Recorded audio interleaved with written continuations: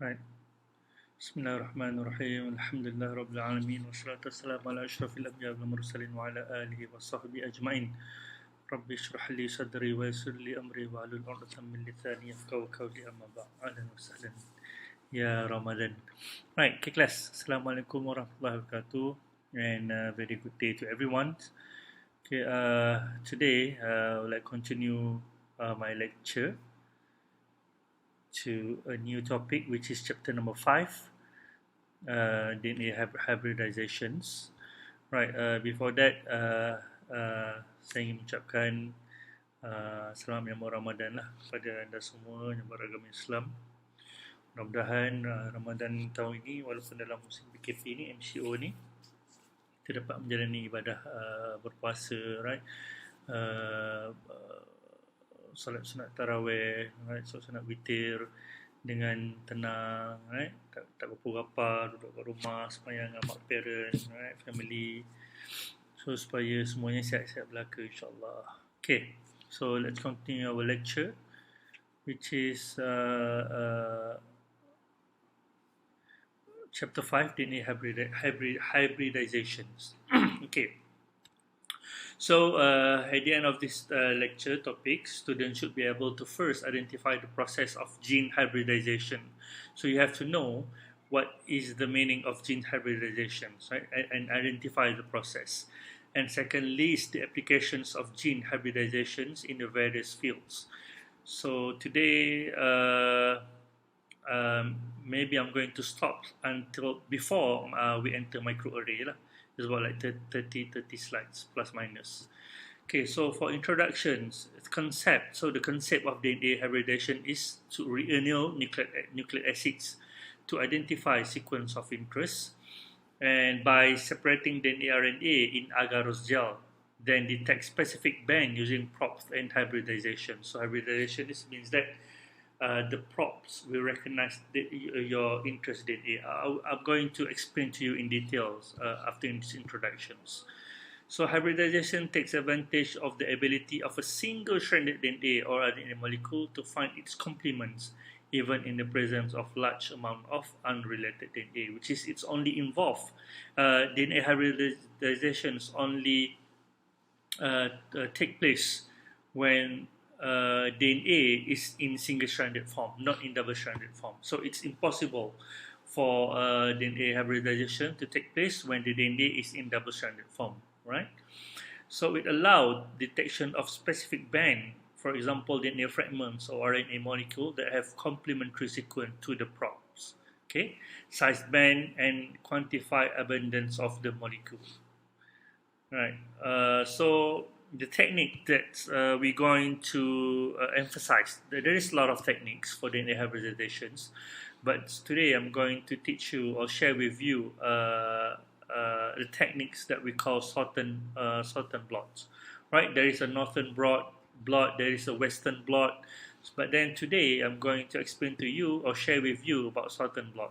So the southern blot basically is a DNA interaction. So DNA, single-stranded DNA, with a DNA, labeled DNA, prop DNA, right? So they put star here because the DNA is labeled by radioisotope. Okay, so it developed by Edwin Salton and used gel electrophoresis together with hybridization process to characterize restriction fragments of genomic DNA or DNA from the other source of such a plasmids. It also can be identified DNA with a specific sequence base and can be done to detect specific genes present in the cells. Okay, so before we further into the next slides, I already simplified everything in this map. Draw to you actually the method, the sketch, the basics method of the southern blot. Okay, so I'm going to explain to you now. Okay, so southern blot, as I mentioned before, is for DNA interaction. So DNA, single-stranded DNA with a DNA labeled with radioisotope.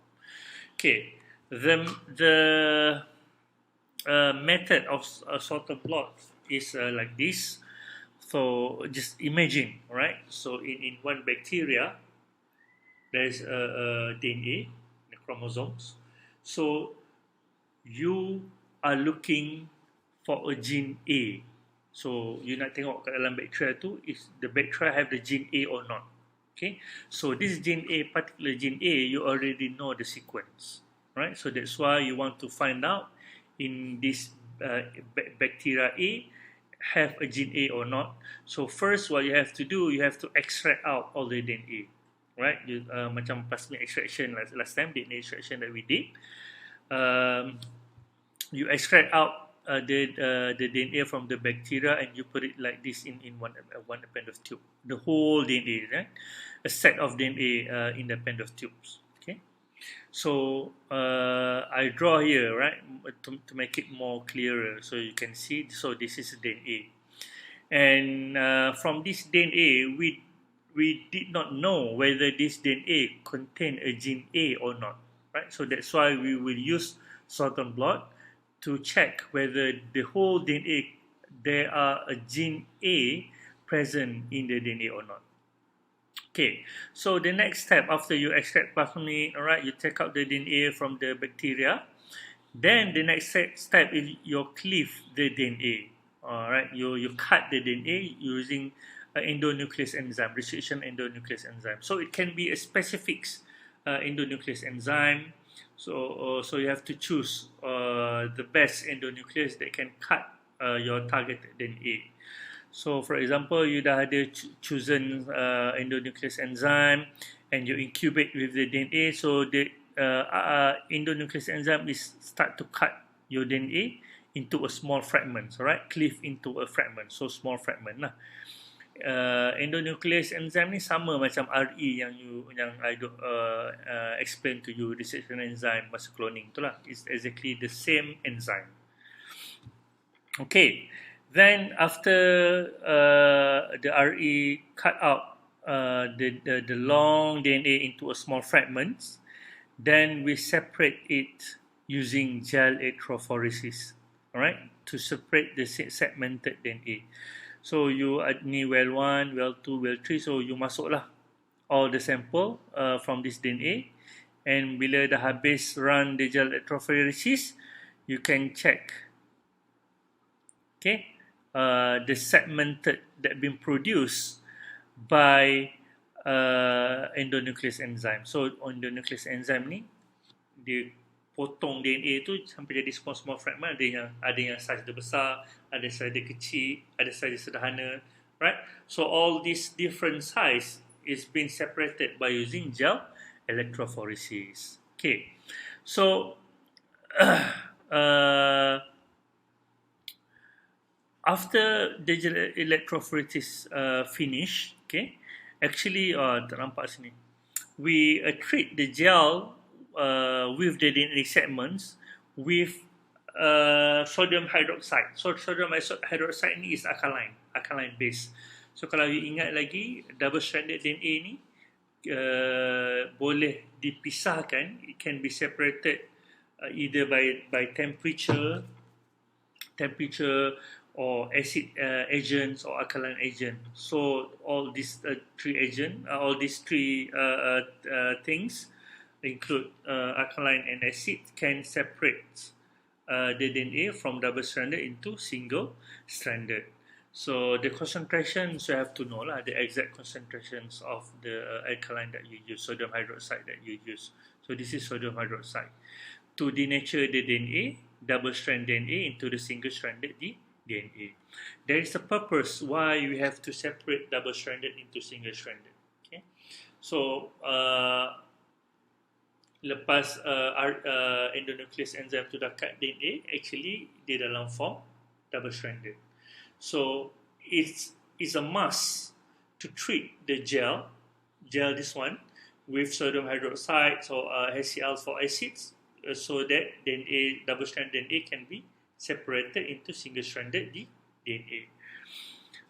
Right. So after we treated the gel with alkaline agent, for example, sodium hydroxide, so it can perform single-stranded DNA. Then from the gel, this is gel yang you buat tu dulu, we have to transfer DNA on gel into the filter membrane. Okay, so this is filter membrane. So to perform sort and blot, you have to use a specific filter membrane that usually we call it nitrocellulose membrane. So dia macam kertas keping, alright, warna putih. Dia macam how to say, tak ada contoh, tak apa.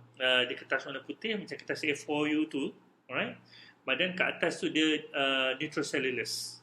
So a matrix so that DNA tu boleh di-transfer. So usually nitrocellulose is a positive charge lah.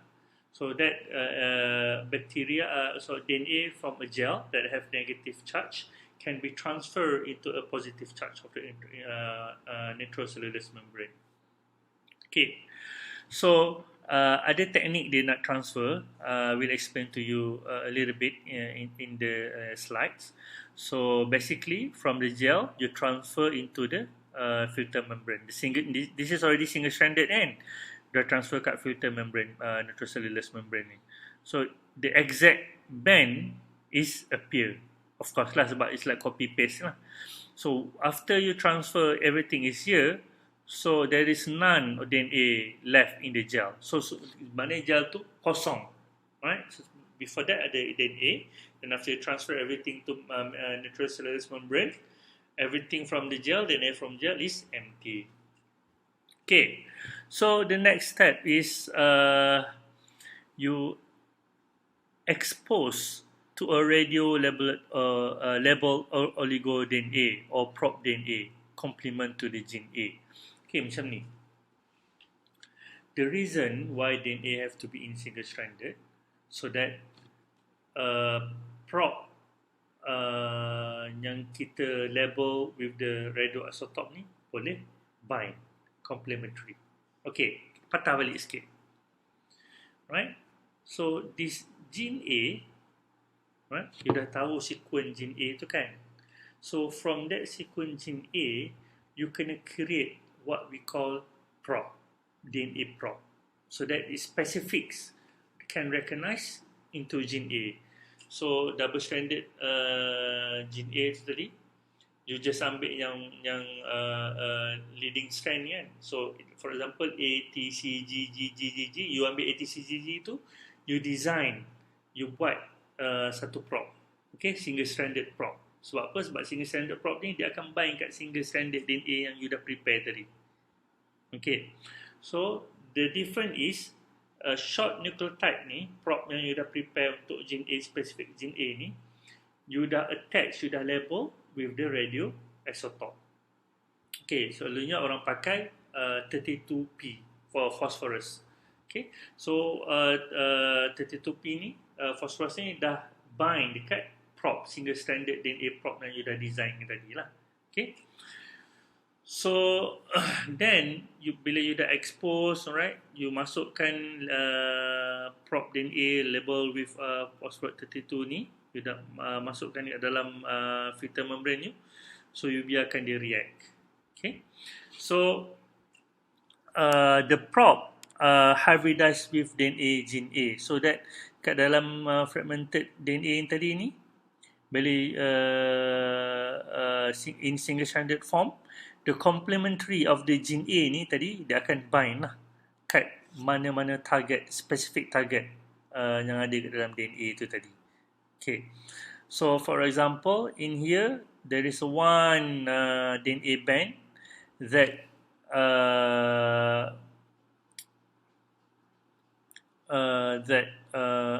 show the presence of gene A.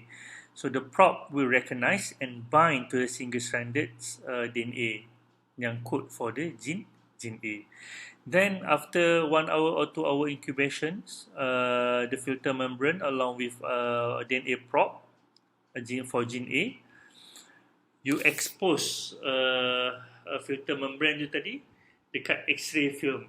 Alright, so X-ray film yang you buat X-ray film dekat hospital kan exactly the same, yang warna biru tu kan. So you ambil gel tu tadi, you just tekap je dekat X-ray film tu, and X-ray film tu when it exposed to the 32 phosphorus radioisotope tadi, dia akan tukarkan color film tu kepada warna hitam macam ni. Right? Sebenarnya X-ray film tu warna dia lain. Right? Warna dia lain, bukan warna biru yang macam kita tengok tu. When you expose to the normal light, it means that X-ray film tu bila you expose kat normal light, dia akan jadi hitam automatically. Right? Sebab apa? Sebab cahaya terlampau kuat. So the specific X-ray film tu tadi, dia akan jadi warna hitam. They capture all the light. Kan? So sama juga macam ni tadi. So radioisotope ni actually it give expose a light. Okay, so bila kita tekapkan dekat X-ray film tu tadi, so only the specific position is exposed to the light from the level radioisotope DNA probe tadi. So when you detect the X-ray films, actually we can see there is a presence of a gene A in that particular DNA punya bacteria. Okay, so this is the scratch idea how short-term blot is being conducted. Okay, so kalau you tak faham lagi, you can ask me lah. Right? Okay, so let's go back to the slides. Okay, ni dah. And this is the step of the short-term blot. The first one, DNA to be analyzed, is digested to completion with a restriction endonuclease. So macam I cakap tadi lah. So DNA to a very long DNA chromosome, so it's being cut by the endonuclease enzyme to make a small fragment of the DNA. And then second one is electrophoresis to a maximally separated restriction fragments in the expected size. A set of standards of known size is run in one lane of the gel. So means that a set ni lah DNA marker tu tadi yang kita buat selalu pakai 1kb tu kan. So DNA marker tu yang kita run sample. So DNA fragment tadi akan separated based on size. Then blot fragment onto nitrocellulose membrane. So transfer lah from the gel and electrophoresis yang kita dah run tadi, dan kita transfer kepada filter membrane ataupun nitrocellulose membrane. Then number 4, hybridize with the 32P probe. So yang tadi yang cakap tadi lah. So filter tadi kita incubate dengan 32 DNA probe. Then the probe will hybridize with the single-stranded DNA. Itu nama dia hybridize. Okay. Then we detect using auto radiography using X-ray film. Tadi lah.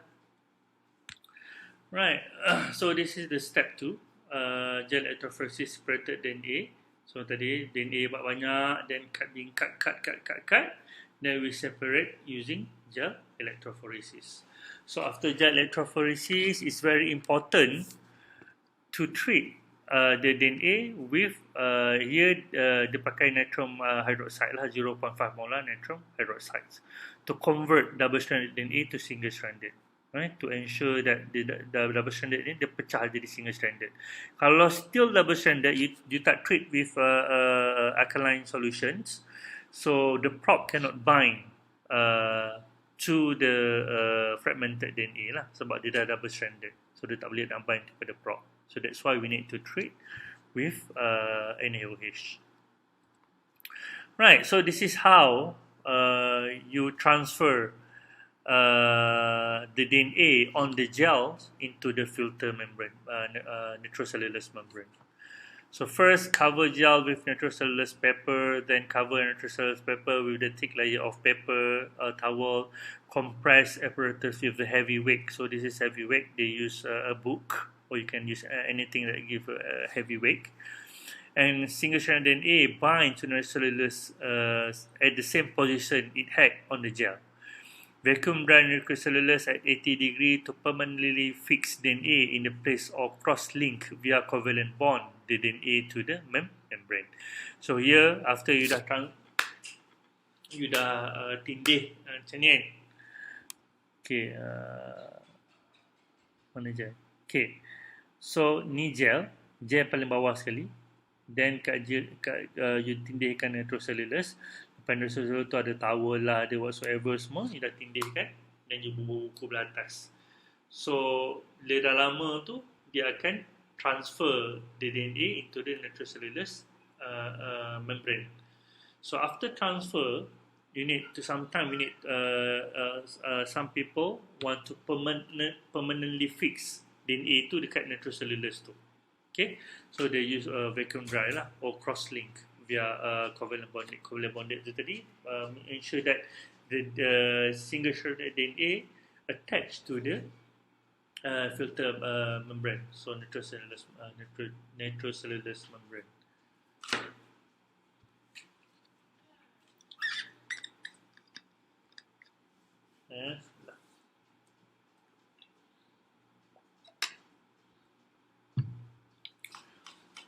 Right.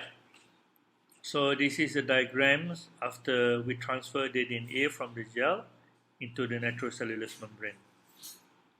Same position lah. So ni kat gel you, ni kat nitrocellulose membrane. DNA tu tadi exactly at the same positions. Right, then step 4, hybridizations. So incubate nitrocellulose sheets with a minimal quantity of solution containing 32P labeled single-stranded DNA probes. Okay, there is a reason why they put minimal quantity of solutions. So that's we have to control the concentrations of DNA probe that we use. Sebab apa? If you use a higher concentration of DNA probe that labeled with the radioisotopes, sometimes dia boleh what we call bind to the filter. Supposedly, the label probe akan bind to the DNA. But then if you use higher concentration of probe, this probe tak spesifik, ada bind dekat filter paper tu, bind kat mana-mana, right? So, memang you tak nampak. But then after you buat autoradiography, you nak detect filter membrane ni jadi hitam ni semua, right? Sebab apa? Sebab penuh dengan probe ni tadi, okay, label probe. So probe sequence is complementary to DNA of interest. So yang ni I cakap tadi that I want to emphasize. So for example, gene A just now, so the probe sequence is complementary to the DNA of the interest. Must complementary to the gene A that gene of interest tadi. For example, I cakap tadi gene A tadi ATTGCC, probe you pun mesti ATGCCC. Ataupun, complementary means that T lah. So for example, A sini, so T. C, G. T, A. So complement. So that, masa you masukkan probe ni tadi kat dalam filter membrane you, dia akan bind to the complementary of the DNA lah. Right? Then you have to incubate for several hours at a suitable renaturation temperature that will permit probe to anneal to its target sequence. So the same goes to the PCR theory, PCR principle, so that you should ensure that a suitable temperature, so that your probe can easily bind to the single-stranded DNA.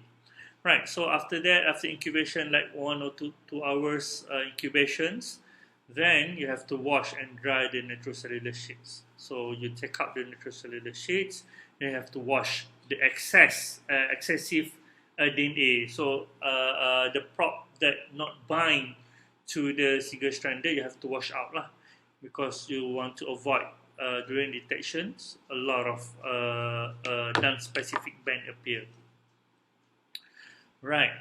Then step 5 is autoradiography.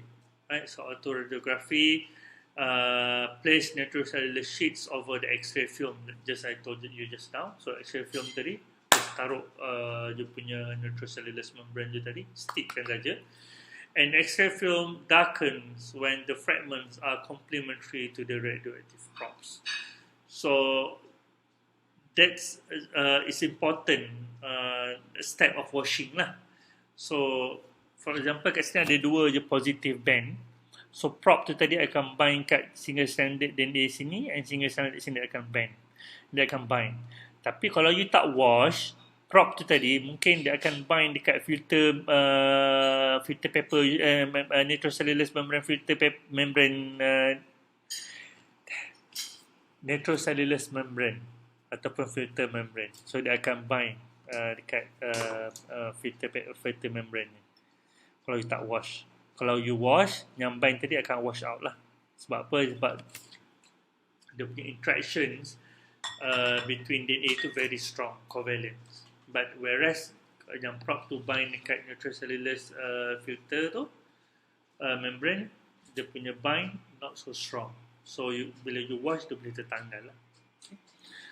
So only genes that hybridize with the prop appear on the X-ray film. Okay, so kat this one ada dua position lah, right? This DNA and this DNA. Right. So this is general schemes of sorted blot. Okay. So RNA, DNA, electrophoresis. So this is marker lah. Marker, yeah, you have to use also label label marker. Sebab apa? Label marker ni akan transform juga dekat X-ray film tu. So you boleh tengok size dia. Easily you can check the size. Then you run with electrophoresis. After electrophoresis, you have to treat with alkaline solutions. Alright. Then you transfer into the membrane. So after membrane dia dah gel ni dah hilang kan. So semua dekat membrane. So dah transfer kat membrane, you have to hybridize. After hybridize, you remove the unbound prop. Yeah, remove the unbound prop. Yang prop yang tak bound tu tadi, you remove out. Washing step. And for example, ni position yang hybridize is occur lah. So this one, and this one to the complementary sequence. Then you expose to the aldogram. Sorry, memang ada 3 lah. So ni tadi, why do it appear here? Because we use label size marker, 32P label size marker, so that you boleh detect, you boleh check the size of the DNA that complementary to the DNA. Right. So this is the applications of Southern blot for diagnosis and detections of genetic disease.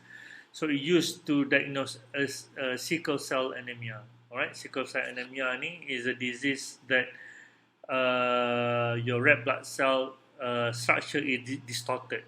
Right, it cannot carry oxygen. So the hemoglobins or the beta subunit is lost. Right, so dia tak boleh nak carry oxygen, nak bawa ke sel lah. So why it happen?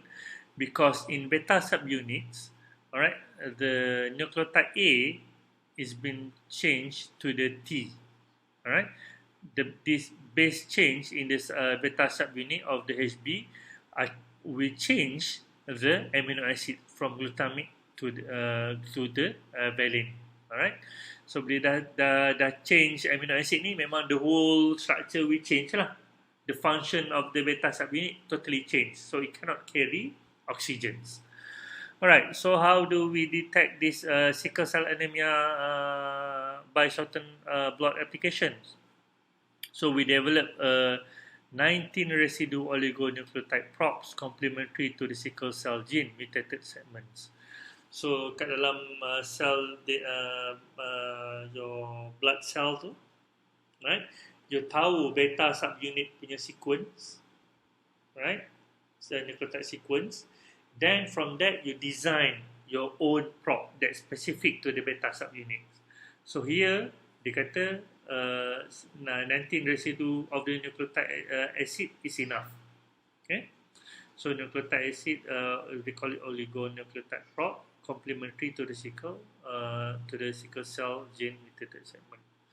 Then prop hybridized to DNA from homozygotes of the sickle cell anemia but not from a normal individual. So for example, you ambil blood cell orang yang ada anemia, okay, dan ni you dah design kan khas untuk recognize sickle cell anemia punya sampel. So bila you ada dua sampel, sampel A, sampel B. Sampel A ni anemia patient dan sampel B ni bukan anemia punya patients. So bila you masukkan probe kat dua-dua sampel, it only recognize the sickle cell sample. Why? Because it specifics complementary to the sickle cell gene. Yang normal ni dia tak detect lah, means that dekat X-ray film ni tadi takkan ada. But then yang A ni tadi dekat X-ray film tu ada detection. Right. So detection of we also can detect microorganism by DNA hybridization. Right. So the same method that they use, so the DNA probe is used to detect presence of target DNA. The DNA sequence of the probe is complementary to the target. Thus, the probe will specifically anneal to the target sequence only and not to any other DNA sequence that is present in the sample. So this is example, right? For example, anthrax, right? Bacillus anthracis. Okay, so anthrax here. So the anthrax is usually used for bioweapon. Rapidly spread through air, infectious, high fatality, and spore remain viable for a long time in the soil. So bacillus ni dia ada spore, dia boleh form dalam vegetative state, dia boleh bentuk spore. And how to detect bacillus anthracis ni? Okay, so we need a quick, accurate, and specific method detection, right? So by using salt and blot, we can detect less than 24 hours. Kalau kita use normal PCR apa semua, so kita kena grow, kita kena tunggu 24 jam, so lepas 24 jam kita kena buat PCR pula, tunggu lagi 2-3 jam, right? So lambat. So for example macam now kan COVID-19, so the method that we use to detect COVID-19 is QRT-PCR, right? So the method is very specific, but it appears that if we want to give the result, it take like almost one day punya cerita lah. 24 hours or 48 hours baru you boleh keluarkan results. So it take longer time. So scientists now develop a kit that can do a detection within 1 to 3 minutes. Okay, so sama juga macam ni, kita kena cepat dapat result supaya kita dapat membendung penularan COVID-19. Sama juga dengan anthrax ni. Okay, so by using salt and blot method, it can be done less than 24 hours because we have no time to culture the bacteria. It take very too long times, and it also accurate because it will not miss. No false negative. False negative ni maksudnya a result that appear negative when it should not. An example of a false negative would be if a particular test designed to detect cancer return a negative result but the person actually does not have a cancer. Okay, false negative ni contoh macam ni lah.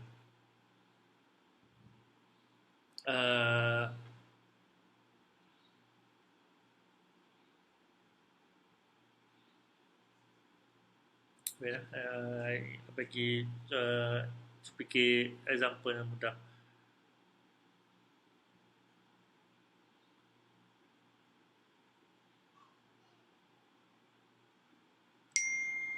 Aduh.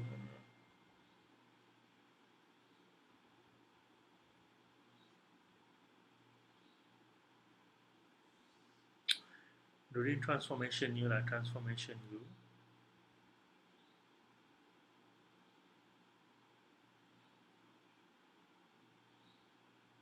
Senang cakap macam ni lah. So false negative tu sepatutnya orang tu ada tak ada anthrax, right? Tapi bila keluar result tu ada anthrax.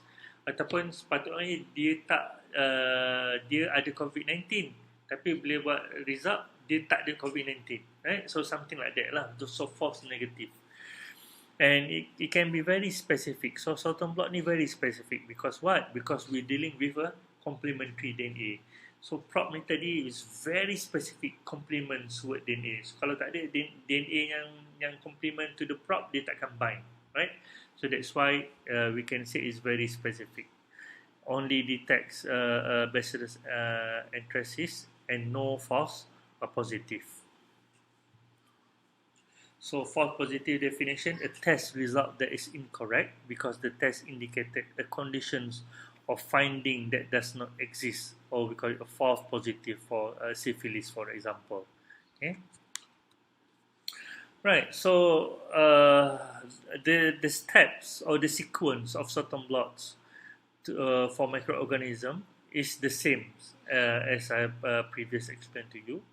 First, we need a DNA prop for beta anthracis, a gene or a sequence of DNA that is unique or specific to the beta bacillus anthracis. So kita kena tahu the full sequence of bacillus anthracis. So bacillus banyak spesies, tapi strain tu kita tahu strain apa. So each strain tu dia tak banyak beza lah. Alright, there is some few location of the gene that have a difference between those bacillus species. So we have to know exactly where are the difference for beta bacillus anthracis. Okay, so that means it will not be present in other organisms or other bacillus. We want a DNA sequence that found in bacillus anthracis only. The prop is then labeled with either radioactive, yang kita talk just now. Okay, it also can be labeled by fluorescent level or chemiluminescence level. So ada tiga option lah you can choose. Okay, so the radioactive nucleotides is incorporated into the DNA prop using a method called Nick translations. Alright, basically some normal nucleotides are removed from the prop and replaced with the radioactive ones. Okay, nowadays the preferred way to label prop is by a method called randomly prime synthesis, and we can use other labels such as fluorescence label, example fluorescence isothiocyanates FITC, and the prop must be also be denatured before it can be used lah. Okay, for example here okay, so this is a specific nucleotide sequence for bacillus anthracis. Okay, so how to say?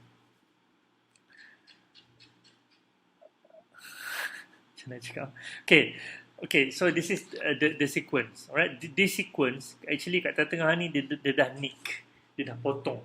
Alright, so this is actual sequence lah. But then kita dah nick out, kita dah potong sikit dia punya sequence so that kita boleh masukkan the labeled nucleotide acids. Right, macam ni A dah label, C dah label, G dah label, T dah label dengan P32. Okay, so bila kita dah masukkan label nucleotide sequence tadi, DNA polymerase akan seal the nick. Right? So DNA polymerase baca, oh punya ada kosong kat sini, then dia akan masukkan all the label nucleotide sequence. So bila dia dah masukkan label nucleotide sequence, dia jadi macam ni lah. Right? This is label DNA, TAGCTT. This is the full sequence for bacillus anthracis, and this is also the full sequence, but then dia nick out. Dia dah buang sikit portion yang specific to bacillus anthracis. Okay, so this we call it DNA label prop. Okay, so sama juga macam ni, dan dia dah pakai fluorescence. Okay, fluorescence dia dah label yang kalau macam ni dia dah specific kan. Tapi kalau macam fluorescence ni tadi dia randomly prime synthesizing, dia boleh bind kat mana-mana lah. Right, tapi in the prop lah. So dia boleh bind sini ke sini ke kat tengah kat mana-mana. So dia tak ada specific sites macam yang Nick punya method. So Nick ni dia specific site, tapi kalau random ni dekat mana-mana dia boleh. Okay, so random ni for example dia bind dekat ujung ni dengan bind kat ujung ni. Okay, so before we can use this label prop, we also kena denature sebab kita nak single stranded lah. So kalau double stranded, bila kita incubate dengan DNA on the filter membrane tu tadi, nitrocellulose membrane tadi, dia tak boleh bind sebab double stranded. Okay? So that both this is kena single stranded, prop pun kena single stranded, baru dia boleh complement.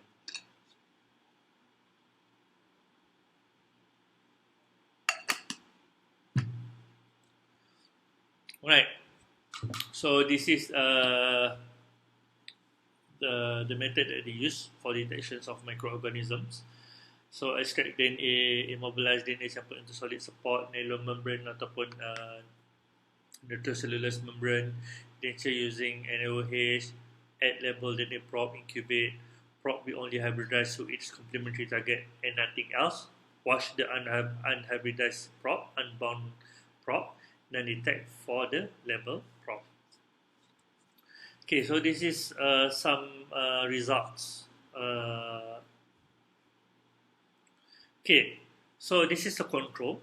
Okay, so this is the positive control and negative control. So kalau macam ni positif, tapi kalau macam ni negatif. Okay, so dekat all in this result, it can be interpreted that this is no signal, which is negative result because sama macam negative control. And this is the positive results. Entrapped bacillus is present in the sample. This is called a dot blot because the DNA sample are in the shapes of dot. So dot lah, titik dot kan. So this is a positive signal. This is highly positive signal, and this is a weak positive. Kalau you compare weak positive dengan negatif ni, dia hitam sikit, right? So you have to load more sample and repeat the assay lah. Right? Mungkin dekat dalam sample ni the concentration of bacillus tu rendah. Okay.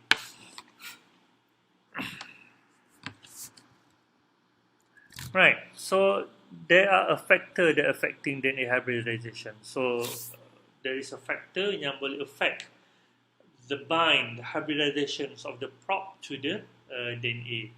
The first one is degree homology, right?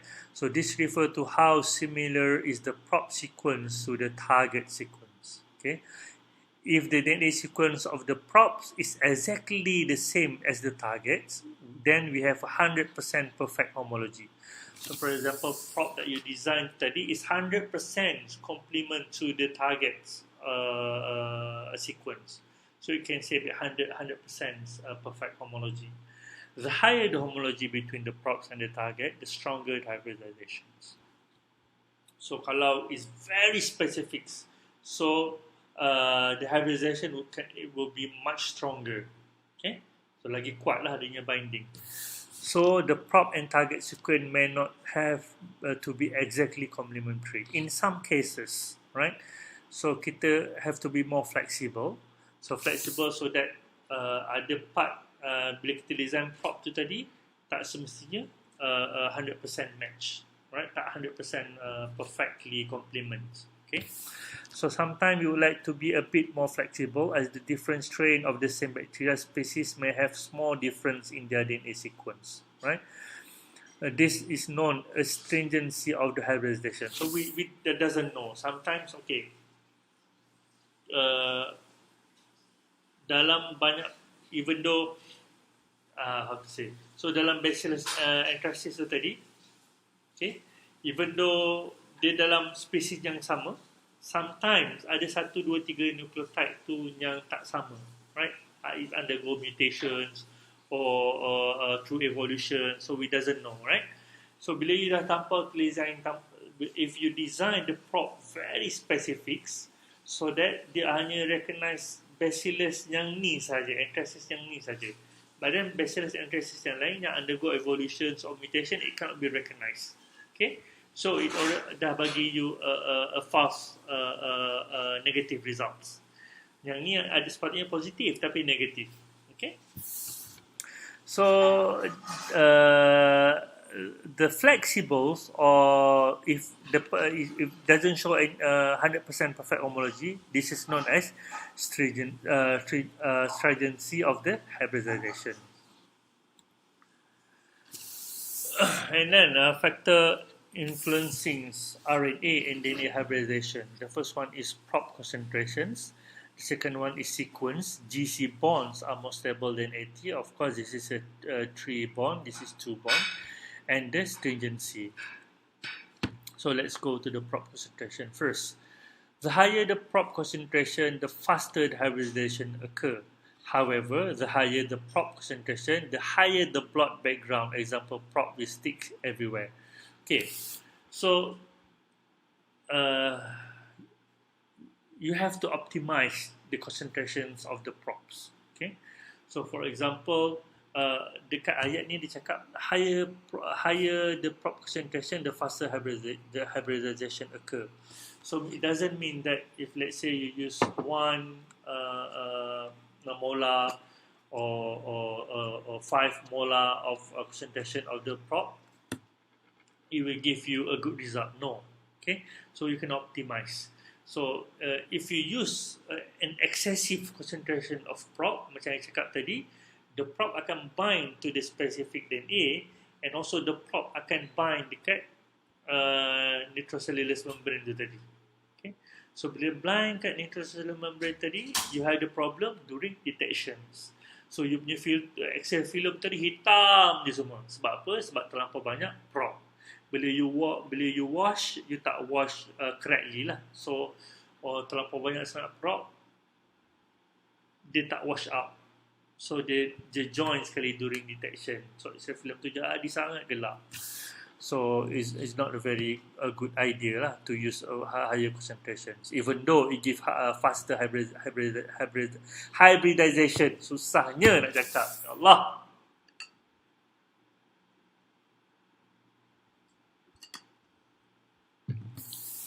Okay, if you use low prop concentration and long incubation overnight, usually produce the best results. So for example, yang first point tadi, kalau you nak tergesa-gesa, if you want a very fast result, then you can apply a higher concentration prop lah. Tapi you have to deal with the consequences yang you punya extra film tu akan jadi hitam lah, darker a bit. But then if you tak tergesa-gesa, you have a very free time, you can use a low concentration of prop. So you boleh increase your incubation time. You can prolong your incubation time. For example, you kata overnight. So bila dah overnight, walaupun concentration prop tu rendah, dia boleh bind kat specific place lah accordingly. So you boleh dapat a low background punya colour, so tak hitam sangat, then a very good band you boleh dapat. Okay, that one is prop concentrations. And the second one is stringency. Okay, stringency is a key concept in all nucleic acid detection experiment. We can adjust the stringency so that the only exact DNA or RNA sequence is matched, or we can allow some mismatching. We do this mostly by modify wash condition, especially salt lah. Okay, stringency ni means that how strong the prop bind to the DNA, right? Your single stranded DNA. So sometimes wash condition you boleh adjust lah. So in here they put in salt concentration in the buffer yang you use masa you nak transfer filter to daripada gel kepada filter, you pakai buffer tu, dalam buffer tu ada salt. Okay, so high salt wash, dalam wash pun ada salt juga. High salt wash hybrids are more stable and more RNA stacks. Blot is less stringent. Stringent ni dia tak terlampau kuat lah binding dia, so dia boleh tanggal or kalau terlampau stringent, dia akan stickly bind to that specific site. And low salt wash hybridized are less stable, blot is more stringent. Okay, so vice versa lah. And the last one is temperature, right? Nucleic acid denature, the helix melts at the high temperature. High temperature are less stable and more stringent. Okay, right. So in certain blot also, instead of using a normal gel electrophoresis yang you buat dalam makmal, dalam certain blot ni, it's advisable to use PFGE, pulse field gel electrophoresis. Okay, so pulse field gel electrophoresis (PFGE) used in the conjugation with a rare cutter restriction endonuclease that recognize CPG island in the genomic DNA of the vertebrates. Okay, CPG island occur at low frequency in human or other vertebrate DNA, which result in few recognized sites and small number of large fragment and B range. Okay, dia macam ni. Okay, PFGE ni, okay. When you're dealing with the whole DNA, for example, the whole bacteria DNA, and you cut the DNA, right? So then you run normal gel electrophoresis. So bila you run gel electrophoresis, if you use normal gel electrophoresis, sometimes fragments yang have a higher size, I mean that bigger size, dia akan pile up. Dia tak separate. Okay, dia akan pile up, dia akan jadi satu band yang besar. Okay, so bila dia dapat satu band yang besar, susah probe tu nak access, and susah dia nak denature to single stranded. Okay, so we want to avoid these kinds of thing lah. So when we use normal gel electrophoresis, it might give you that result. So all the large DNA tadi tak migrate pun, dia akan pile up. So pile up, baru dia akan jadi tebal band tu. It's not good lah. Okay, so to tackle this problem, we use PFGE. So PFGE ni actually, they use the method is a little bit different, right? So I tak nak sentuh yang dekat preparation of sample, I nak sentuh kat sini. Okay, so usually dalam normal gel electrophoresis, you have only one direction, so one direction means that from up to bottom. Alright, kat atas ni negatif, kat bawah ni positif. So dia gerak ke bawah macam ni. Tapi dalam PFGE ni, dia ada dua positions of electric current. The first one, electric current one ni, from this side to this side, dia gerak macam ni. And yang satu, dia gerak macam ni. Okay, so daripada yang tengah ni, it's right like 60 degree lah. Dia pun 60 degree. 60 degree to electric current 2, 60 degree to electric current number 1. Okay, so this is periodic switching, pulsing, a power between electrode pair E1 and E2. So dia bergilir-gilir, right? So mula E1, tu dah E1, terus E2 pula. Okay, so that migration tu, dia tak macam ni lah, macam ni juga, right? So mula dia gerak macam ni, lepas tu tutup yang ni, pasang E1 dia gerak macam ni pula, right? So dia boleh separate up the DNA that have a higher size. Okay, so dia boleh separate, baru cantik lah. Okay, so actually ada banyak lagi yang you have to consider if you want to use PFGE ni. Okay, you kena consider the concentrations of the percentage of the gel yang you pakai. Usually kita pakai 2%. Bila 2% ni terlampau keras gel tu, right? So pore terkecil. So bila pore kecil, small fragments only yang senang. Tapi kalau yang big fragment ni, bigger size ni, dia sekat, congested.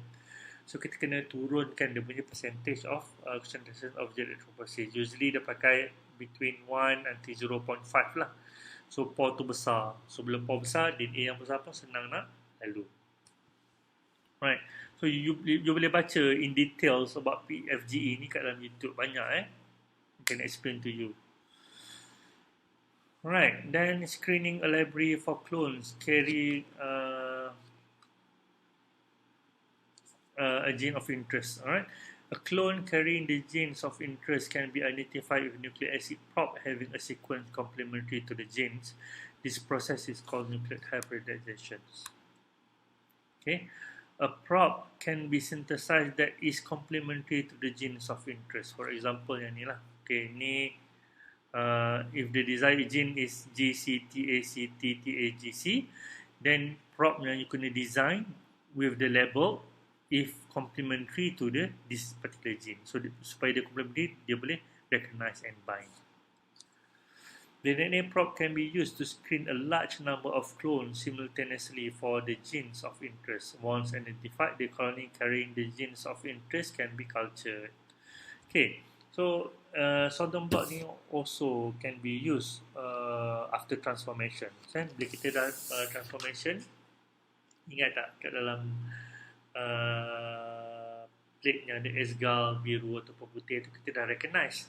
Tapi kalau tak pakai esgal, semua putih. Yang kita tak tahu mana kita nak screen. So, kita boleh screen pakai sorghum blot punya method. Okay, this is how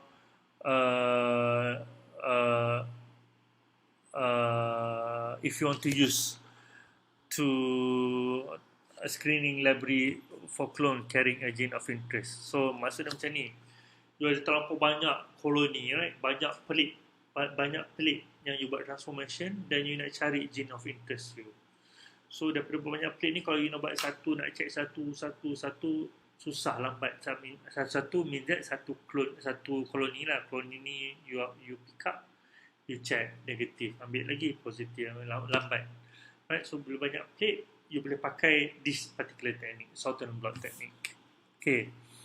So the step is, first you have to immobilizations of the target DNA. DNA molecule are highly charged, negative charge. Bind well to the positive charge of a membrane like nylon or nitrocellulose. This one I already explained to you. The DNA is then fixed into the membrane supported by ultraviolets, cross-linking or drying in the vacuum. You nak ensure that DNA to stick dekat nitrocellulose membrane. Sometimes cutting the DNA into small pieces helps them to bind better. Tapi kalau you pakai koloni, it's impossible to cut lah. Susah nak cut. Sebab you dealing with the bacteria yang tak lyse. You tak extract out the DNA. Okay? The nature of the DNA usually treated by NaOH. Right. So this is basically schematic diagram of how to use. So multi-well plates holding library clones. So banyak clone ada dalam ni lah. Then you just stick dekat nylon membrane. Sama je method dia. Incubate with probe. Then probe more than incubate. You expose dekat X-ray film. Okay. Number 3 is hybridization. Hybridization yang tadi bersambung continuity. Denature, then hybridize ni masuk prop lah. Okay. Right. Next is in situ hybridization. Okay. A prop is hybridized to a chromosome preparation on the microscopic slide or to RNA of a tissue fixed on a slide. Hybridization assay using clone target DNA libraries and microarrays. Colony of hybridizations and part leaf hybridizations. Okay. So in situ means that kalau you nak instantaneously fix your sample. Okay. So this is the method that we use lah. Okay. So yang macam I cakap tadi, so this is plate of the bacteria, the colony kan. You bubuh nitrocellulose membrane on top of that, right? So you bubuh nitrocellulose membrane, you koloni, you bubuh di atas koloni tu, then you remove membrane tadi, then you bubuh dekat agar yang baru, replicate filter or new agar. Okay, so the reason why supaya bacteria tu tadi yang lekat kat filter membrane tadi boleh grow up balik. Right, grow up balik lagi banyak lah, senang. Okay, yang the origin master plate ni tadi, you ni lah keep, right? You keep first. I tak cerita lagi pasal ni. You keep first. Okay. So after you dah incubate balik, dah banyak dah tumbuh on the membranes, then remove the membrane with attached colony, soak in this successive solutions. Right, then you have to undergo the denature, neutralization, wash, and dry fix the DNA. So you fix the DNA, bacterial DNA, fix on the membrane. Okay, so bila dah DNA on the membrane along with choline tadi, you hybridize with the label prop. So this is label prop.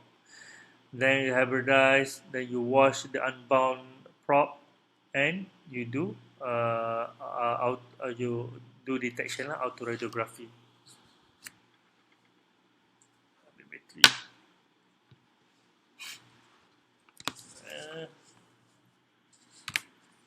What?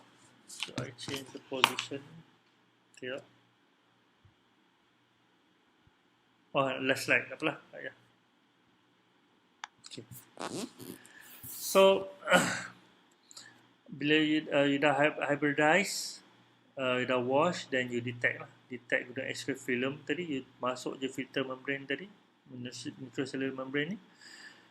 Prop ni tadi akan jadi bright color macam mana. This is considered a positive. So, yang ni negative. Okay. So, bila dia dapat positive results ni, yang master plate tadi, you dah tahu dah position dekat mana. Right? Yang ni je yang positive clone you. Yang ada gene of interest you. Then, you grow balik, grow dalam liquid culture, then you buat stock lah. Right? So, this is the last step. Once you dah tahu positive, you ambil ni as you grow balik, you make as a stock. Right, guys. So that's all the basically about Sorten plots, and I will stop until DNA microarray. I will continue to the next class. And if you have any questions about Sorten plot, of course, I'm not explaining you well. I'm not explaining you in detail. But then if you have any question, you can ask me directly through WhatsApp, or you can drop a comment at GC Classroom, Google Classroom. So I can give detailed explanations. Okay. So I stop until now. Hope to see you on the next class, insyaAllah. Stay safe, stay at home. Jangan lupa sahur, jangan lupa niat berpuasa. Assalamualaikum warahmatullahi wabarakatuh.